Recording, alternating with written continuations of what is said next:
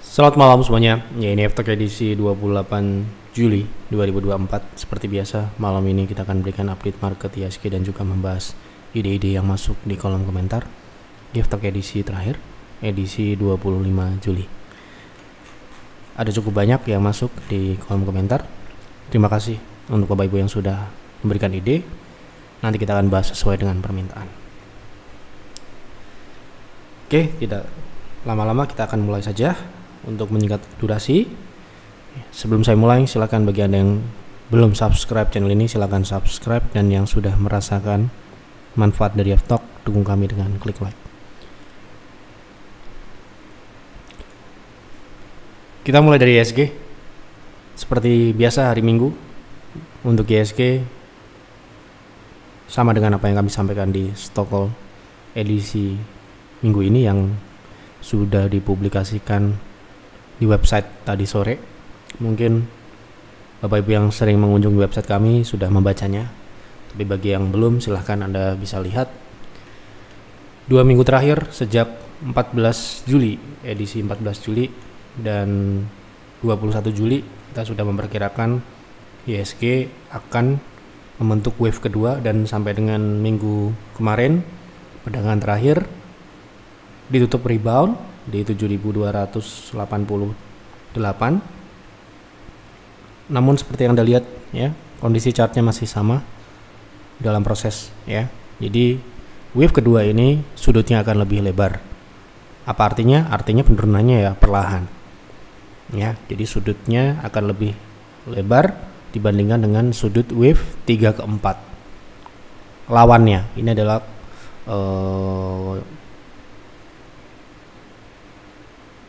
pola yang mencerminkan wave sebelumnya.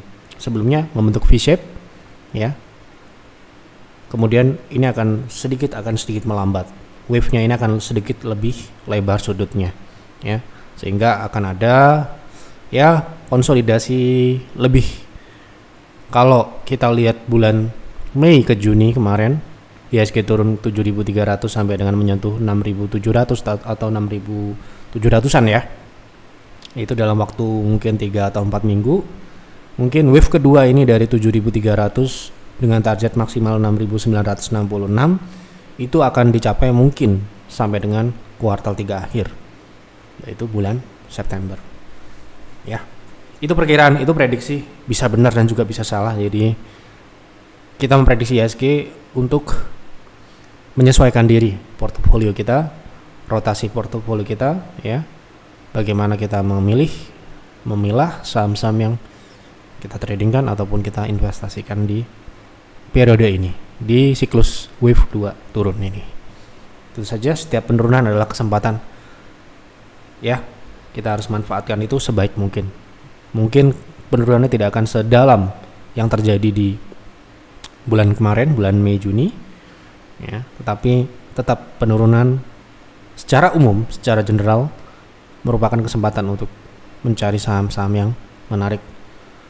Oke, seperti itu. Jadi silakan Anda baca dan silakan Anda cermati F-Talk sebelum-sebelumnya ataupun Stockholm sebelum-sebelumnya.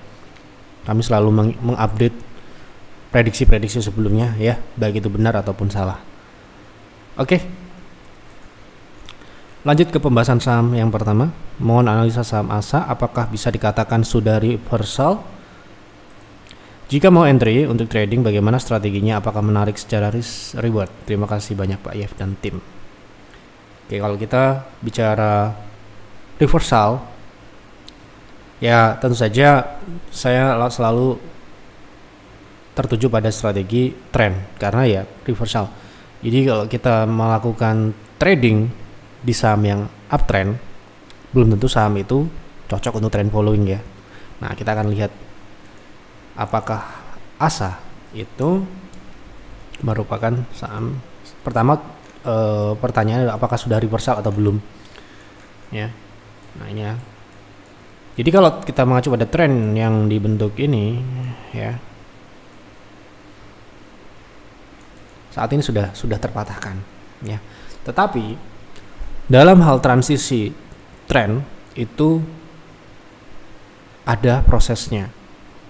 Transisi atau reversal ya bisa berbentuk pola konsolidasi seperti triple ataupun double bottom, ya, itu bisa terjadi. Nah, kalau kami melihat dari saat ini, kondisi saat ini, kita harus melihat peluangnya dulu ya. Peluangnya adalah pengujian resist terakhir. Resist yang mana? Resist yang ini. Jadi ini akan menentukan apakah saham ini perlu menunggu atau bisa diambil di harga saat ini. Kalau kita lihat dari upside yang memungkinkan untuk jangka pendek kita trading, ya, itu sekitar 9%, yaitu di 840 kita bisa naikkan sedikit ke 875. Artinya itu untuk swing bisa, tetapi untuk trend following, ya, saham ini menurut kami perlu melakukan konfirmasi terlebih dahulu dengan terbentuknya higher low, ya, karena terakhir dia membentuk lower low ini, ya, kita berikan tanda. Jadi untuk swing bisa, ya, di harga saat ini dengan proteksi di 740 ke bawah, itu berarti risknya sekitar kurang dari 5%. Artinya untuk swing di area konsolidasi yang kita ekspektasikan ini akan menjadi sebuah proses menuju uptrend, karena ini belum uptrend, terkonfirmasi uptrend maksudnya, walaupun dia sudah mematahkan tren. Jadi saham itu ada transisinya, ada proses konsolidasi terlebih dahulu sebelum dia reversal, baik itu reversal dari uptrend menuju downtrend ataupun downtrend menuju uptrend. Ada transisinya dulu, ada prosesnya dulu. Terkadang itu bisa false atau gagal uptrendnya dalam proses itu, ya. Maka dari itu saham ini dengan kondisi saat ini menurut saya cocoknya adalah untuk swing trade. Untuk trend following, walaupun ini tidak ditanya trend following ataupun swing, ya, tapi untuk uptrend ini belum terkonfirmasi, reversalnya belum terkonfirmasi sempurna karena belum terbentuk sebuah higher low. Terakhir dia membentuk lower low, masalahnya itu. Artinya kan mungkin dia akan naik ke 850 atau sampai dengan 870, kemudian nanti turun dulu sepadan dengan Februari ini lower low di 695 kurang lebih, ya, gitu. Itu proyeksi, ya, lagi-lagi benar atau salah nanti kita akan lihat, ya, gitu. Kalau untuk swing di harga saat ini bisa. Malam Pak Yap, semoga dalam kondisi sehat dan sukses selalu. Mohon review fundamental UNVR yang turun, bagaimana prediksi Pak Yap ke depan terkait fundamentalnya. Oke. UNVR jelas turun seperti yang kami sampaikan di secara harga sahamnya memang masih downtrend. Itu sudah kami sampaikan, ya. Kemarin beberapa di pembahasan, Anda bisa cari di di pembahasan terakhir di Telegram, ya. Anda bisa cari di pembahasan terakhir, pembahasan 23 Juli, ya. Kita bahas. Kemudian di edisi 8 Juli juga sudah kita bahas, ya. Nah, terkait fundamental ini sudah sangat jelas. Sudah kami sampaikan di beberapa kali pembahasan itu bahwa boykot yang terjadi akibat dari konflik Timur Tengah itu masih akan berlangsung. Maka kemarin kita memutuskan di bulan 6 sebelum dividen kita exit dari saham Unilever di PIR. Anda bisa lihat di sini dalam kondisi profit, ya, gitu. Semua ada di sini. Jadi kalau Anda mau lihat ini chartnya ini dari mana sih, hasil dari mana sih, gitu, ya. Dari sini Anda bisa lihat bulan Juni. Nah, nih. Kita jual Unilever di atas 3.000, ya. Karena memang pertama dia masih downtrend. Jadi kita manfaatkan untuk ini ada, tentu saja setiap action yang kita lakukan pasti ada penjelasan di di layanan tersebut, ya. Jadi kita keluar dari 3.000 ke atas itu memang sudah terplanning dengan baik. Kita sudah antisipasi bahwa rilis semester 1 akan turun. Ini kita belum bicara ke depan, ya. Kita bicara kenapa kok saham ini dibanting gitu loh, ya, supaya bisa masuk nanti bisa nyambung gitu. Nah, ini kita sudah sampaikan pada tanggal berapa ini? Ya di bulan Juni itu ya. Tanggal 28 Mei ini ya. Di chart ini kan ada tanggalnya nih. Ya, 28 Mei ya. Kita sudah sampaikan bahwa Unilever ini tentu saja member peers semuanya punya informasi ini. Sehingga ya tidak mungkin kan beli ya kan di harga 3.000 waktu naik kemarin. Makanya kami pullback dengan target 3.260 hingga 3.500 ya. Momentum ini dimanfaatkan untuk mengurangi posisi. Oke, mengurangi posisi ya artinya jualan, distribusi ya, distribusi sell on strength. Nah, setelah kami update di bulan Mei ya kan.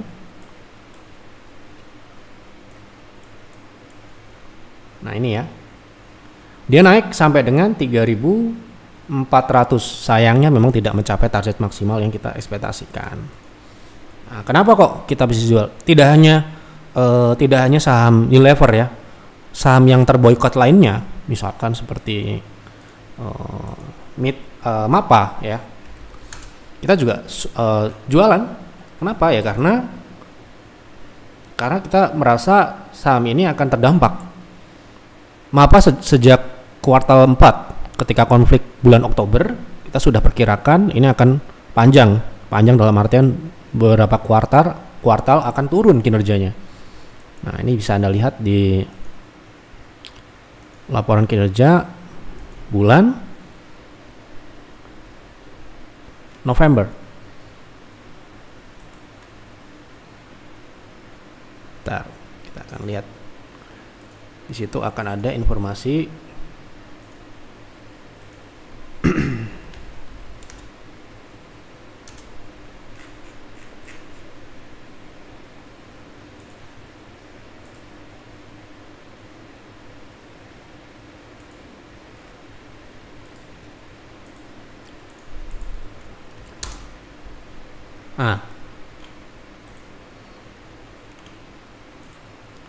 nih ya, kita jual juga MAPA ya.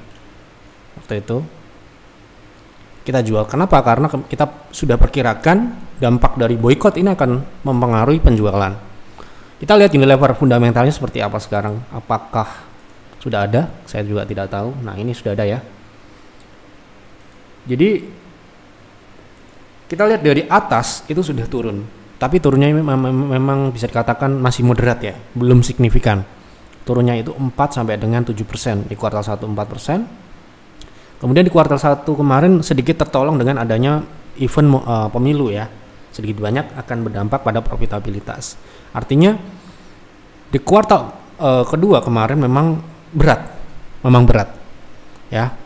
Jadi faktor yang mempengaruhi kinerja ini adalah faktor eksternal. Kita harus tahu seperti COVID itu faktor eksternal.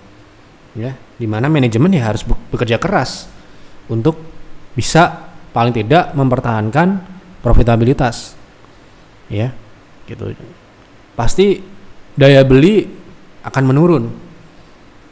Ya. Karena ya itu tadi sentimen dari boykot dan sebagainya. Nah, dengan faktor eksternal ini, masalah eksternal yang sulit untuk di-manage ya. Ketika nanti faktor eksternal ini sudah tereliminasi, sudah berakhir ya, kemungkinan besar Unilever baru akan pulih.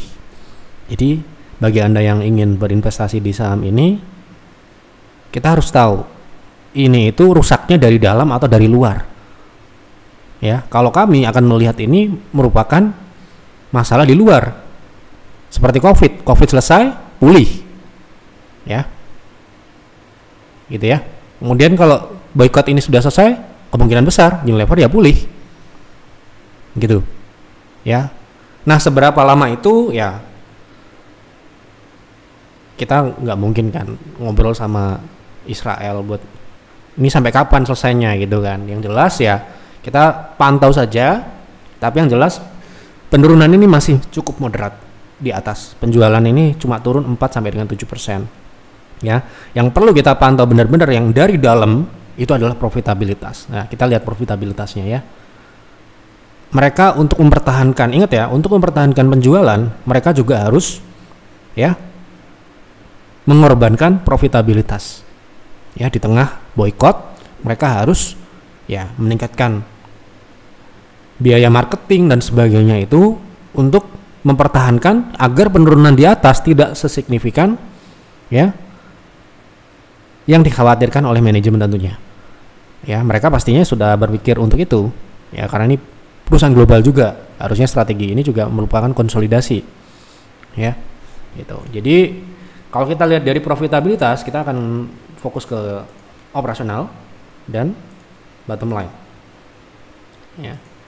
Jadi memang dari 2020 ya sedikit mengalami penurunan, ya.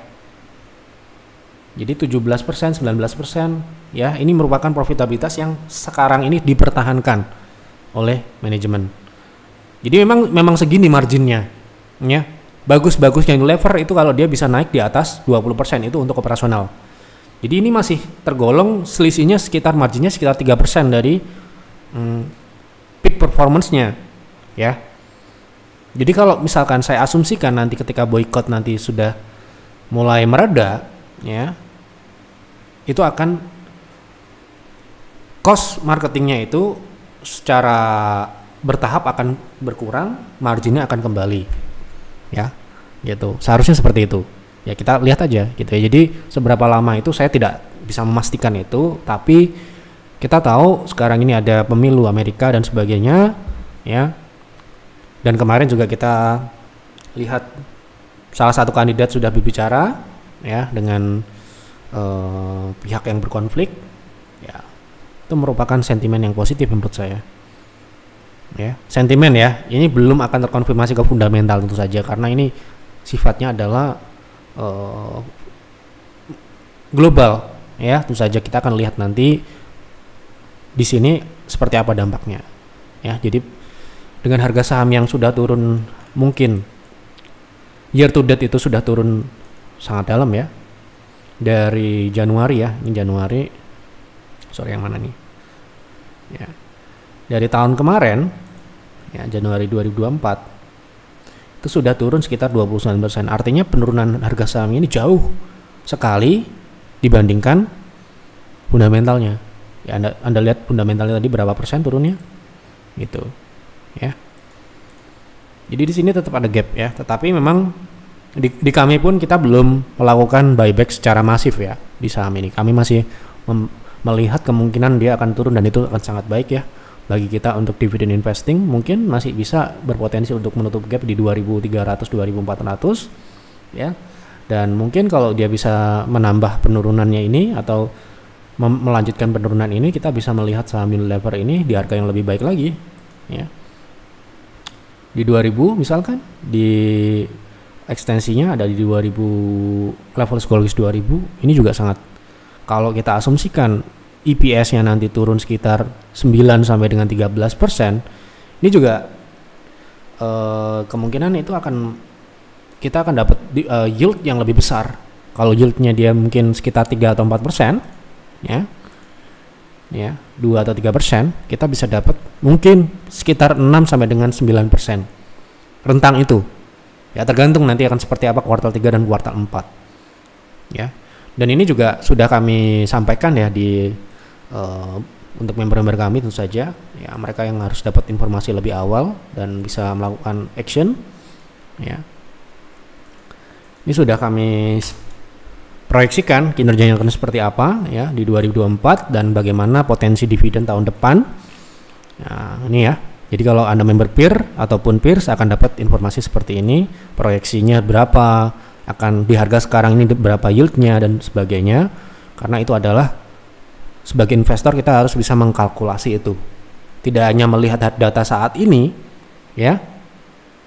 Tidak hanya melihat data saat ini, tetapi kita juga bisa mengkalkulasikan, memproyeksikan performance saham ini sampai dengan beberapa waktu ke depan. Karena kita investasi ya mulai sekarang, gitu loh, ya. Jadi kita harus tahu itu, baik itu potensi return maupun risknya. Makanya kita selalu sampaikan bahwa ada skenario yang optimis dan pesimis, gitu, ya. Jadi kita harus tahu itu. Oke, ini kalau Anda member peer, Anda bisa lihat di layanan Anda sudah bisa akses. Kemarin kalau nggak salah sudah dapat saat update laporan keuangan terbaru kuartal kedua. Cukup ya? Oke, kita lanjut. Mohon penjelasannya untuk saham INKP untuk trading. Semoga Pak Yef dan tim sehat. Terima kasih. Untuk tradingnya INKP.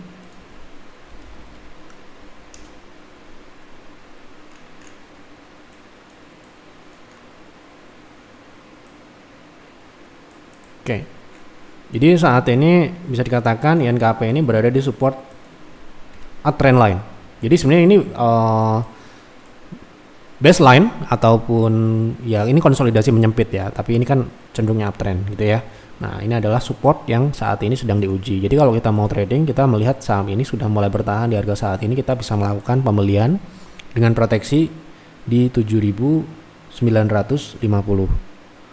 Itu sangat kecil ya. Sekarang harga 8.000, di bawah 5% kemungkinan ya. Anda bisa proteksi di sini. Kemudian target swingnya ya, kita akan gunakan Fibo untuk melihat 0,3 yaitu di 8.400, itu 5%, 8.400. Kemudian target kedua kurang dari 10% di 8.750. Jadi kalau Anda mungkin mencari profit sekitar 5 sampai dengan 8% ya, bisa di saham ini saat ini, kondisi saat ini dengan stop loss ya di 7.800-an lah. Itu masih di bawah 5% risknya. Seperti itu. Oke. Tolong analisis Jevin buat swing, bagus untuk masuk di berapa, targetnya ke berapa. Oke. Oke, ini terakhir ya, pembahasan terakhir. Ini turun ya. Target turunnya adalah di 370. Terakhir dia tutup di 414. Ini juga saham yang kita jual beberapa bulan yang lalu ya. Di 600-an, 600 sampai 700 di peer ya.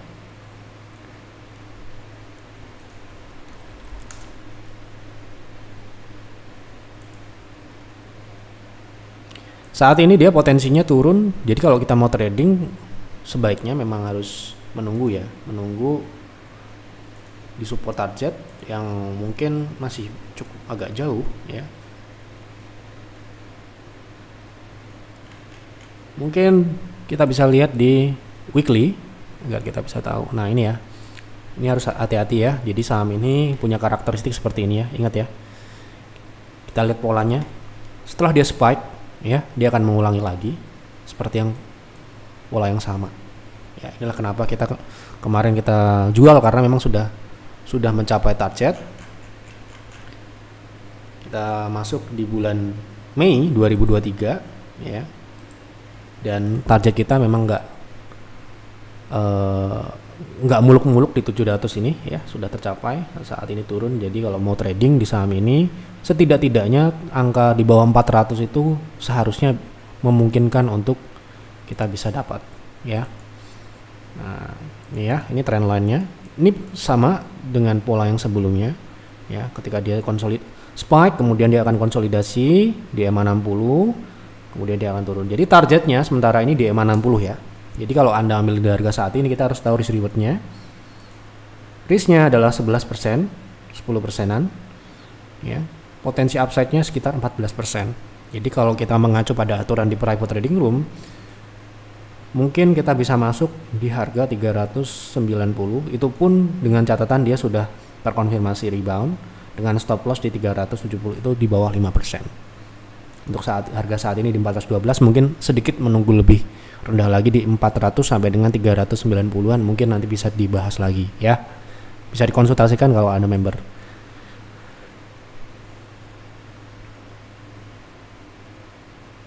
Pak, saham BBRI sekarang masuk untuk investasi bagus nggak untuk 3 tahun ke atas? Sebenarnya 4.700 itu sudah bisa kita sudah sampaikan itu ya, bahwa target turunnya itu 3.700, 4.200 dan 3.700. Jadi kalau masuk ke target pertama di 4.700, ini sudah kami sampaikan sejak bulan April Maret ya. Ketika kita membahas ditanya wave 5 ya, ada ya pembahasannya di EF Talk, Anda bisa cari di Telegram. Nah, kalau kita mau invest, kita harus menunggu terjadinya penurunan, dan kemarin memang turun di bulan Juni, namun sayangnya memang tidak mencapai target 3.700. Bisa nggak ke sana? Bisa. Sampai dengan saat ini masih memungkinkan. Karena apa? Karena kemarin dia kenaikannya hanya di 0,38. Secara teknikal bisa. Ya. Nah, kalau kita mau melakukan akumulasi kan investasi itu, kita biasanya belinya bertahap ya.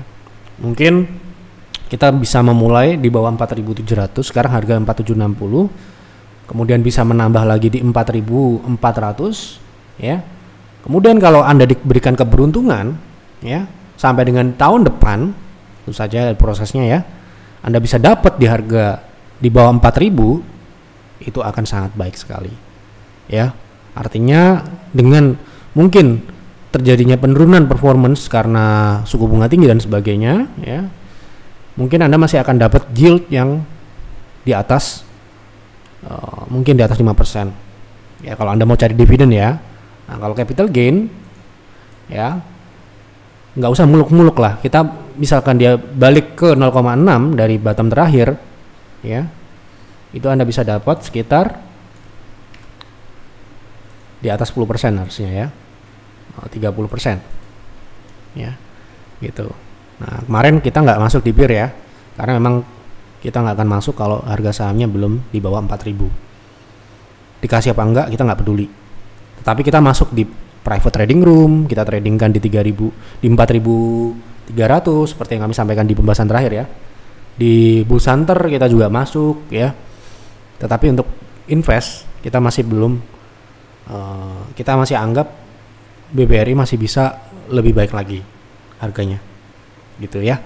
Tapi kalau Anda mau akumulasi bertahap secara mandiri dan plan Anda 3 tahun di atas itu, ya belilah bertahap aja. Kalau dia turun ke 4.700, katakanlah alokasi Anda 20%, Anda bisa masuk misalkan 5%, kemudian dia turun lagi ke 4.400, Anda bisa masuk 5% lagi, total 10%. Kemudian ternyata dia turun ke bawah 4.000, Anda bisa tambah lagi sampai dengan 10% lagi gitu ya. Jadi strateginya karena ini masih turun, belilah bertahap ya gitu. Oke. Selamat sore Pak, izin bertanya, MSP setelah rilis laporan kedua yang mana laba bersihnya turun, apakah saham tersebut masih layak diinvest? Baiknya switch ke saham lain, terima kasih banyak. Oke. Kalau Anda mau invest di rokok, tetap MSP adalah pilihan yang terbaik ya. Nggak cuma MSP, semua saham rokok itu turun gitu ya. Gudang Garam bahkan nggak ngasih dividen gitu ya. Nah, kita lihat laporannya udah ada belum. Nah ini ya, jadi penurunan ini secara apa namanya, dari atas sampai bawah ya ini ya. Jadi kemarin kuartal 1 itu memang ada pemilu ya, seperti yang Anda tahu pemilu itu tentu saja akan mengangkat kinerja. Nah, kalau kita lihat dari penurunan ini masih berada di memang di rentang 10 sampai dengan 14 T per kuartal revenue-nya. Kemudian di sini yang menjadi kita tadi di laba bersih ya, di sini memang turunnya cukup signifikan ya. Dia turun jauh lebih rendah dari kuartal sebelum-sebelumnya ataupun kuartal yang sama di tahun yang lalu ya. Dimana ini adalah penurunan yang hampir dia turun di bawah 1 T, tapi ini masih cukup besar. Dan kita lihat marginnya aja ya. Kita lihat marginnya ini. Yang paling penting adalah margin. Apakah marginnya ini membuat dia drop atau tidak gitu ya. Nah ini ya. Jadi marginnya ini 10% ini terendah di 2023 di kuartal kedua ya. 10,7 dan 12. Ini memang kuartal kedua itu adalah performa kuartalan yang paling rendah MSP. Jadi kalau kuartal 2 jeblok, ya emang sudah biasa kuartal 2 memang jeblok.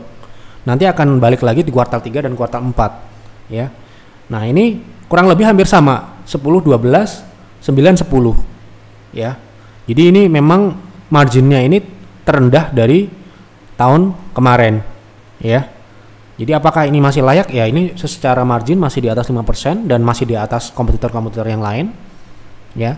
Dan dengan harga saham yang saat ini menurut kami ini juga sudah ada apa namanya penjelasannya ya terkait kinerjanya. Setiap saham yang kita invest di PIR ataupun di PIRS, kalau ada laporan rilis ya akan ada reviewnya ya. Ini ada proyeksi-proyeksinya akan keberapa dan sebagainya ya.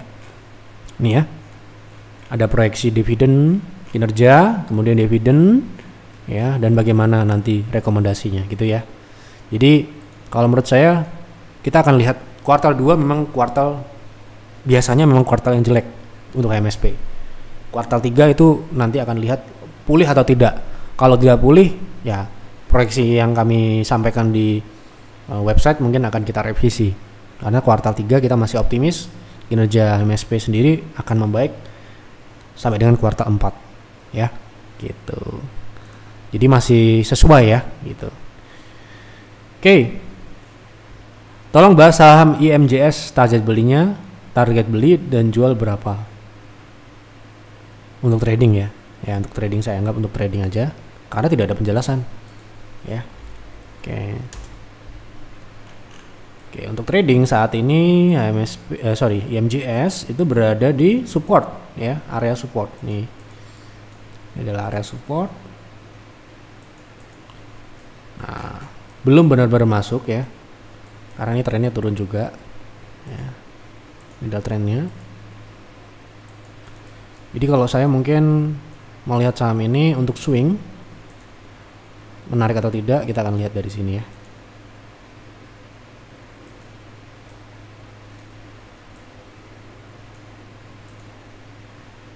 Berapa besar? Ke 0,3 ke 200 itu sekitar 20%, itu ke 0,3 ya. Kemudian kalau dia bisa naik ke 0,6 itu sekitar 38% dengan risk yang relatif juga besar ya, di 152 itu sekitar di atas 10%. Jadi kalau Anda mau masuk dengan risk sebesar ini, Anda terima atau tidak? Kalau Anda mungkin mengikuti PTR ya, risknya maksimal 5%, Anda harus menunggu dulu dia turun kembali di 162 atau 162 ke bawah ya. Tapi kalau Anda saya bisa loss gitu nggak apa-apa, di harga saat ini pun bisa dengan target ya di 200 sampai dengan 240-an gitu ya. Oke. Lain kali silakan diberikan keterangan untuk trading atau investing ya. Mohon pencerahan LP saham perkapalan. Apakah saat ini bisa entry untuk trading dan di mana untuk take profit juga stop loss? Terima kasih.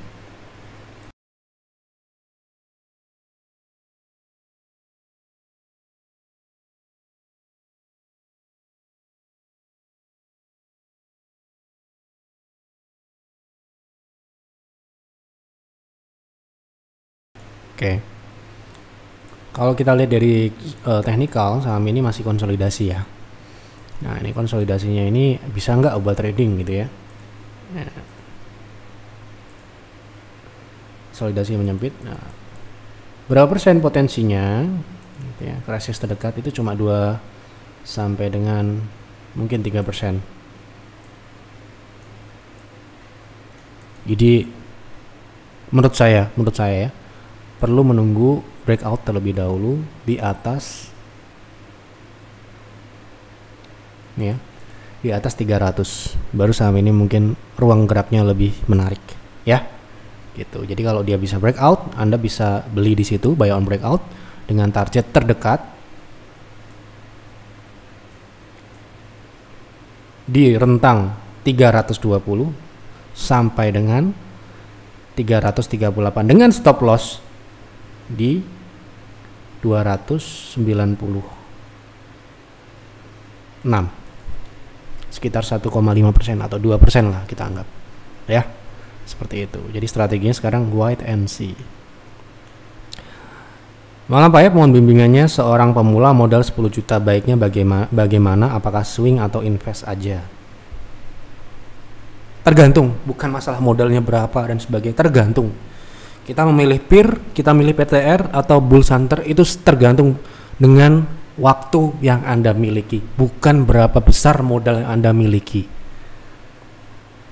Oh, modalnya kecil, baiknya invest aja. Ternyata dia full time, ya nggak bisa ngelihat market bergerak. Ya, modalnya besar, bagusnya trading aja, cepet dapat 1-2% besar. Tapi dia nggak punya waktu, ya nggak bisa. Jadi pertanyaannya ya adalah berapa banyak waktu yang Anda miliki itulah yang menentukan, dan profil risiko juga. Ya, trader ya risk tolerance-nya kecil, sedangkan investor risk tolerance-nya harus besar. Kenapa? Karena dia mengacu pada bisnis fundamental jangka panjang. Sedangkan dalam jangka panjang harganya tinggi, volatilitasnya, rentang geraknya lebih lebar. Ya, gitu. Jadi ini jangan berapa modalnya yang adalah berapa waktu yang Anda alokasikan untuk melakukan transaksi yang Anda siap gunakan untuk aktivitas ini, ya, gitu. Jadi jangan saya modalnya segini, bagusnya trading atau invest. Ntar saya bilang trading, ternyata Anda nggak punya waktu, Anda kerja. Ntar saya bilang invest aja, ternyata Anda bisa full time, bisa melihat market, bisa eksekusi kapanpun. Nah, ya. Jadi kalau kami seperti itu ya, kalau memberikan saran. Jadi supaya apa? Supaya Anda bisa nyaman untuk menjalaninya dulu. Masalah hasilnya nanti akan mengikuti dan menyesuaikan sendiri. Kualitas transaksi Anda seperti apa, itu perlahan akan dengan sendirinya kalau Anda mau belajar, ya, Anda mau disiplin, Anda mau konsisten menjalankan trading plan, semuanya akan baik apapun strateginya. Ya, berapapun modalnya. Ya. Kemarin ada juga yang nanya gini, tanya ke admin tapi ya, mau invest saham, sebut saja saham apa gitu ya, kemudian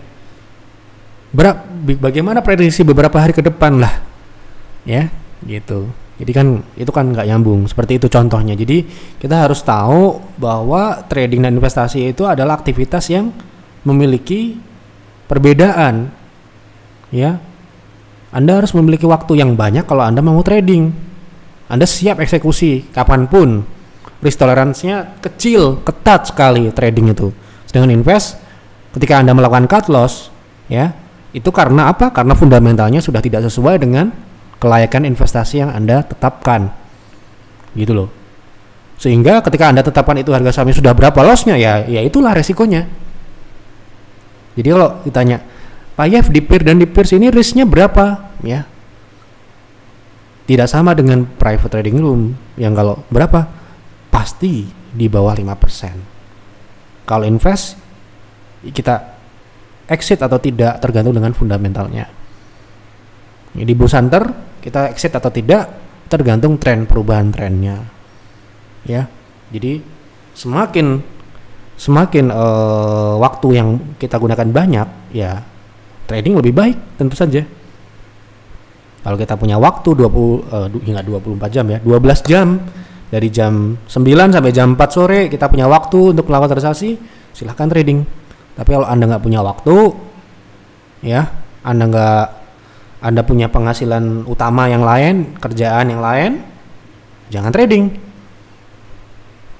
Invest, atau kalau mau trading tetap trading ya gunakan strategi yang bisa part time seperti trend following dan sebagainya.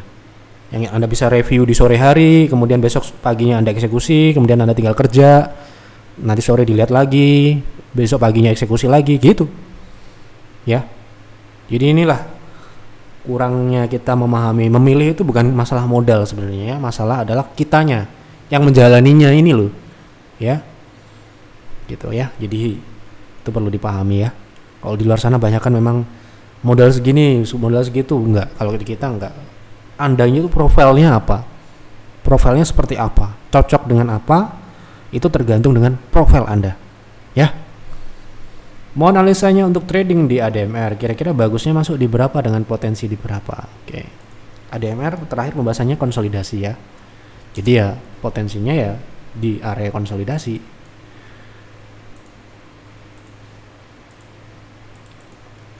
Nah ini ya, kita lihat di sini dia konsolidasi di rentang 1290 sampai dengan 1400. Itulah potensinya untuk saham ini di dalam skenario saat ini. Berapa persen potensinya untuk trading? Misalkan dia naik ke target optimal itu 6%. Ya. Gitu. Di 1400 itu TP-nya. Stop loss-nya di 1292%. Jadi menarik atau tidak menurut Anda seperti apa, silahkan diputuskan. Kalau menurut kami ini tidak memenuhi syarat untuk swing trade. Seperti itu. Mohon analisa Pegas untuk dividen investing jangka panjang. Apakah layak untuk dividen investing mengingat dividennya bertumbuh dan yieldnya cukup besar? Berapa harga entry-nya? Oke, kita lihat.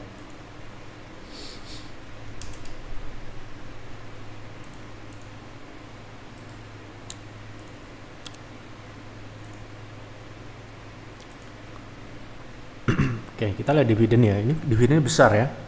Dan kita lihat di sini dividennya tumbuh, benar. Memang terjadi hal yang seperti yang disampaikan. Ya. Jadi ini dividen yang tumbuh dan juga yieldnya besar. Gitu ya. Nah, kita akan lihat bagaimanakah fundamental saat ini. Kalau kita lihat dari sini pertumbuhannya jelek. Jadi ya ini Anda lihat sendiri, Anda nilai juga sendiri ya. Kalau menurut saya jelek, pertumbuhannya kurang bagus. Kenapa? Pertumbuhan di atas tidak diikuti dengan pertumbuhan di bawah, dan juga di sini memang tidak stabil secara margin. Kita lihat, kita buktikan itu ya.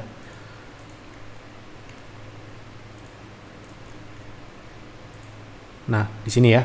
Jadi naik, bahkan ini beberapa kali dia naik turun-turun ya. Nah, ini ya. Rentangnya cukup lebar. Ini misalkan 11.5, di sini 15.8, di sini 17.12. Ya, jadi dia bisa berubah-ubah marginnya. Nah, seperti ini yang bisa menyebabkan hal yang terulang di tahun 2020 seperti pandemi. Ketika ekonomi turun, dia bisa minus 9% seperti ini alias rugi gitu ya. Ini yang mungkin menurut saya kalau kita memang kita nggak peduli dengan itulah, yang penting dividennya rutin setiap tahun. Tapi kita harus tahu dividen yang rutin, kalau harga sahamnya seperti ini, ini ya, oke, harga sahamnya tidak stabil dan cenderung turun, ya. Dividennya sepadan nggak apa yang dengan penurunan modal yang Anda belikan saham Pegas gitu loh. Ini yang kita juga harus pahami juga, resiko di capital loss itu juga ada, ya. Misalkan seperti saham, kita sebut saja saham yang ITMG gitu ya, dividen besar, tapi kalau kita beli pucuk kemudian batubara turun, dividennya besar secara yield tetapi drop secara tahunan, harga sahamnya juga drop. Nah, terjadilah capital loss, walaupun itu ya masih misalkan floating loss, tapi itu harus siap juga. Jadi kalau Anda mengabaikan itu, hanya melihat dividennya aja, Pegas, pilihlah Pegas. Tetapi kalau Anda masih mempertimbangkan capital loss atau naik turunnya modal yang Anda investasikan, ada yang lain yang lebih baik. Ya, saham bank lah atau saham-saham yang lebih stabil profitnya. Ya, gitu. Oke. Perkapalan PSSI dong Bang turun terus. Apakah ada harapan untuk diangkat naik average 539 sekarang 426 wait and see atau cut loss? Ini tergantung ya, tergantung plannya apa. Kalau plannya trading dari modal segitu dengan harga saham ini, ya itu sudah di luar toleransi di kita kalau trading gitu ya. Nah, ini ada harapan nggak untuk balik ke modal gitu ya? Mungkin pertanyaannya itu. Kita coba lihat secara teknikal ya. Kita anggap trading aja.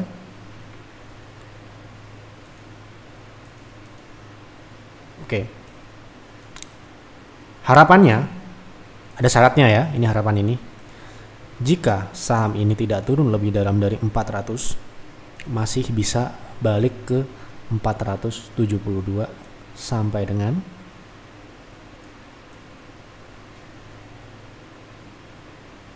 500. Itu udah skenario terbaik ya, dengan catatan tidak turun lebih rendah dari 400. Itu syaratnya ya. Jadi ini andaikan ini ada berapa PV, saya akan mungkin bisa menyarankan kurangi sebagian ataupun hold. Tapi ini karena nggak ada berapa alokasi yang Anda belikan di modal ini, ya kita tidak bisa memberikan saran. Tetapi skenario terbaiknya adalah di 500, bukan di 539 ini atau 540.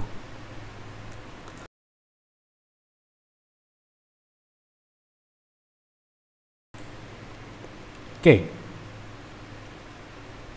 Tolong bahas saham games untuk jangka pendek. Kemarin sudah kita bahas ya saham ini. Oke, untuk trading sebaiknya tunggu turun dulu, tapi untuk jangka pendek mungkin ada potensi untuk wave B di 9.900 ya, sampai dengan 10.500 ya, sebelum turun lagi ke 7.000-an ini.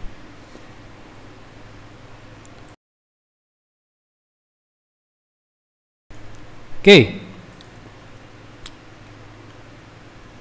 Saya mau invest dalam jangka 6 tahun untuk dana pensiun pribadi. Mohon analisa fundamental ASI apakah bisa untuk dana pensiun. Kemarin kita sudah bahas itu ya, ASI potensinya turun. Jadi ya pastinya ya sarannya yang lain aja. Ya, ini sudah dijawab beberapa. Kenapa kok begitu ya? Anda seperti yang saya sudah jelaskan juga. Simple ya. Revenue streamnya ada batu bara, dia punya otomotif ya. Sekarang seperti apa kondisinya Anda bisa tonton di F-Talk sebelumnya, pembahasan sebelumnya ya. Gitu. Kemudian yang jelas Astra itu kan big caps ya.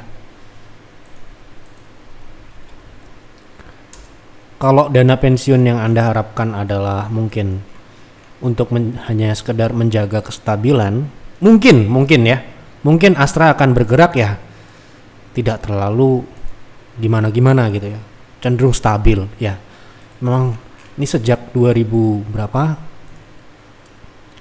di sini aja harga sahamnya sebenarnya. Memang ini agak turun ya sekarang ini. Padahal kemarin kita tahu pesta batubara 2022 pun dia cuma naik, cuma nggak sampai dengan peaknya ini, karena memang ya ini saham besar, big caps. Jadi itu tadi, mungkin kalau harga saat ini Anda masuk gitu ya, kemudian Anda beruntung ya, saham ini bisa kok naik tetapi masih di dalam tren turun yang ini ya. Itu kita harus memberikan skenario optimis juga ya, tidak harus pesimis terus. Tapi saya cenderung ke pesimis karena ada faktor batu bara, ada alasannya tentu saja ya. Itu kalau Anda mau 3 tahun atau lebih lama ya gitu, saya sarankan cari yang lain ya. Kalau mungkin saham ini turun ke target kami di bawah 4.000 gitu ya,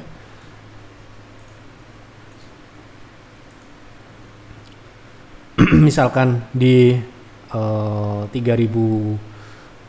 atau 3.400, mungkin upside-nya akan lebih besar ya gitu. Tetapi sekarang yang belum, berarti Anda perlu menunggu terlebih dahulu ya, agar harga sahamnya lebih menarik lagi secara upside.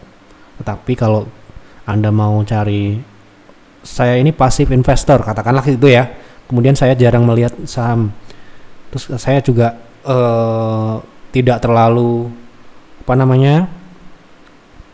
ingin mencari capital gain yang besar gitu ya, cari yang stabil aja ya, mungkin sektor big caps bank ya mungkin lebih menarik ya, meskipun mungkin sekarang ini bukan timing yang paling bagus, mungkin tahun depan. Kalau saya lihat seperti yang kami sudah sampaikan kemarin ya, Anda bisa lihat di F-Talk sebelumnya, 2025 mungkin akan lebih menarik kalau Anda melewatkan momentum bulan Juni kemarin ya, secara umum seperti itu. Jadi kalau ini Astra, kalau saya mungkin akan cenderung ke trading aja ya, trading. Kalau cari kecil-kecilan masih bisa saham ini dalam proses turun ke bawah 4.000 gitu ya. Oke, tapi kalau untuk invest pilih yang lain. Oke, ini ada yang kebanyakan drama soal BRI, sudah turun beli aja terus repot amat. Lo mau beli BCA dah mahal gitu. Mau ke berapa lagi? Mending beli yang lagi di bawah. BBRI jelas jaminan mutu ke depan pasti naik. Ngapain ribet beli terus ke bawah? Saya sudah 12 tahun lebih di market dan saya tidak pernah bilang pasti dan menjamin. Ya, jadi mau itu punya pemerintah kek, mau itu punya siapa kek, kita nggak akan bilang pasti dan menjamin itu. Karena ya di market ini semua bisa terjadi ya. Siapa bilang bank itu aman? Anda lihat Bank Jerman, Deutsche Bank, ya. Anda lihat sekarang seperti apa. Ya mungkin kita nggak bilang BRI akan seperti itu, tetapi artinya apa? Artinya risiko itu tetap akan ada. Jadi kita harus melakukan proses analisa menggunakan otak kita ya untuk melihat probabilitas yang kita bisa lihat lalu mengkonversikan ke dalam strategi seperti itu. Jadi nggak bisa main gampang BRI turun beli gitu, nggak bisa. Kalau di kami seperti itu ya. Jadi ya silahkan kalau Anda mau menjamin itu, nanti kalau Anda ikutin ini silahkan minta aja kalau rugi nggak ganti rugi gitu kan. Nah kalau kita nggak seperti itu ya, kita nggak mungkin menjamin pasti saham yang kita rekomendasikan naik, tidak. Dan bahkan di F-Talk ini kita sampaikan ya Anda perlu menganalisa lagi sebelum Anda mengikuti apa yang kami sampaikan. Misalkan Anda setuju karena ya Anda juga melihatnya sama, hal yang sama di peer dan di peers pun sama. Ketika Anda mengikuti, Anda sudah baca stock picks-nya, Anda sudah tahu bagaimana proyeksi ke depan, dan Anda juga meyakini hal itu. Makanya ikut investasi. Ketika Anda ikut private trading room, Anda juga sudah melihat bagaimana trading plan-nya, risk-nya berapa, potensi upside-nya berapa, gitu. Ya, jadi kita pun tidak berani menjamin walaupun ya kita sudah memiliki track record yang jelas seperti ini. Ya, tetapi mohon maaf kami tidak bisa memastikan prediksi kami selalu benar. Ya. Baik, seperti itu yang dapat kami sampaikan di F-Talk malam ini. Sudah saya jawab semua, semoga dapat memberikan manfaat untuk Bapak Ibu yang menonton. Silakan tulis kembali di kolom komentar sama apa yang menarik untuk dibahas di F-Talk selanjutnya. Ini sudah hampir 1 jam ya kita membahas saham malam ini. Semoga ya banyak yang bisa diambil. Itu saja yang dapat kami sampaikan. Selamat malam dan selamat beristirahat.